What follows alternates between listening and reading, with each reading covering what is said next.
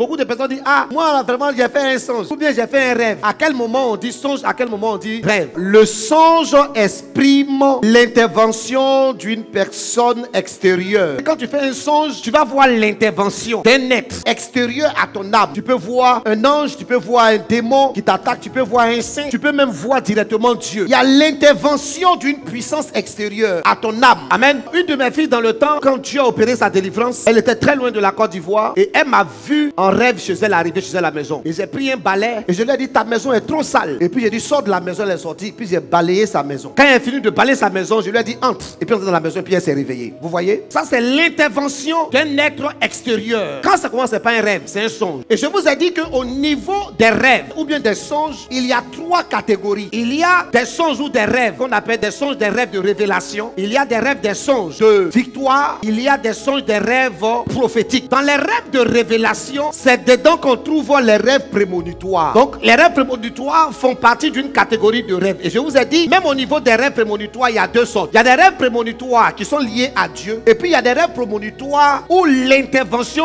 d'un démon vient s'ajouter, le démon de la nécromancie. Dans ce cas-là, la personne, elle voit ce qui va arriver, mais c'est affaire de mort, accident. Genèse chapitre 26, verset 24. Là, quand on regarde ce passage-là, on se rend compte que Dieu est en train de se révéler à une personne. Et cette personne-là voit Dieu, voit l'intervention de Dieu, mais pendant la nuit, pendant qu'elle dormait. Dans ce cas-là, comme il y a une intervention extérieure à l'âme, on dit que la personne avait quoi? Un songe. Genèse chapitre 40, verset 8. Joseph se trouvait dans la prison avec deux personnes qui travaillaient avec le roi Pharaon. Et ces deux personnes-là sont en train de dire à Joseph ce qui s'est passé pendant la nuit. Mais là, la Bible précise, nous avons eu un songe. Les rêves et les songes, Dieu a mis un sceau là-dessus. C'est-à-dire que c'est caché et tu as besoin que quelqu'un interprète et décode. C'est pourquoi quand Dieu va te parler, la plupart du temps, les prophètes vont parler à la population ou au peuple de manière énigmatique.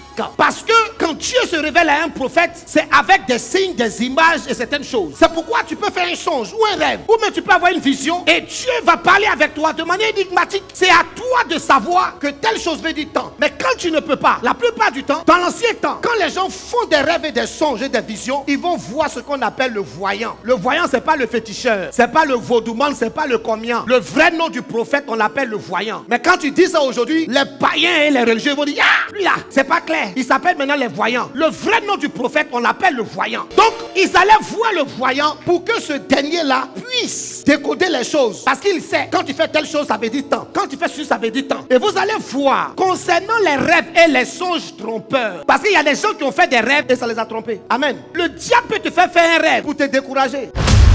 Un songe est un rêve, mais un rêve n'est pas forcément un songe. J'ai bien dit, n'est pas forcément. C'est-à-dire, tu peux rêver puis ça va pas être un songe. Et puis tu peux dormir, rêver et à partir de ce que tu es en train de vivre là, ça quitte le stade du rêve pour devenir songe. Donc quand c'est songe là, c'est que c'est forcément aussi un rêve. Mais quand c'est un rêve, ce n'est pas forcément un songe. Alors, concernant les rêves et les songes, les pères de l'église ont prévenu les chrétiens pour dire que même si Dieu parle de plusieurs manières, selon ce que nous avons lu en Job chapitre 33, mais aussi il faut faire attention concernant les rêves et les songes et surtout concernant les explications des rêves et des songes. Parce que dans un rêve, tu peux faire des choses, tu peux voir des choses qui ne reflètent pas forcément la réalité et c'est pourquoi je vous ai parlé des rêves trompeurs. Ou aussi, tu peux dormir, tu vas rêver et puis ça n'a pas de signification. On appelle ça des rêves non-sens. Et quand vous faites un rêve, quand vous dormez, vous allez voir qu'il y a ce qu'on appelle, il y a un côté qui est sans sens. Je prends un exemple. Tu fais le rêve. Et puis dans le rêve là, tu vois que tu vas au marché, arrivé au marché là-bas, une voiture de Woro Woro est passée devant toi, voum. Et puis le chauffeur là t'a insulté dans le rêve. Et tu as traversé, tu avais bagage sur la tête et puis en partant, tu as vu le même chauffeur là qui t'appelait pour dire, il faut venir monter. Tu dis non, que tu veux pas, puis tu es parti à gauche à droite. Quand tu fais ce rêve là, chauffeur de Woro Woro qui est passé et qui a versé l'eau sur toi, tout ça là, c'est de la pure distraction. Le vrai problème dans le rêve, c'est le fait que dans le rêve, tu as bagage sur la tête. Le reste qui est à côté, là, ça peut te distraire. Le sens du rêve, là, est caché dans le fait que toi, tu vas au marché, mais puis encore, tu as bagage sur la tête. Alors, une vision, c'est quoi?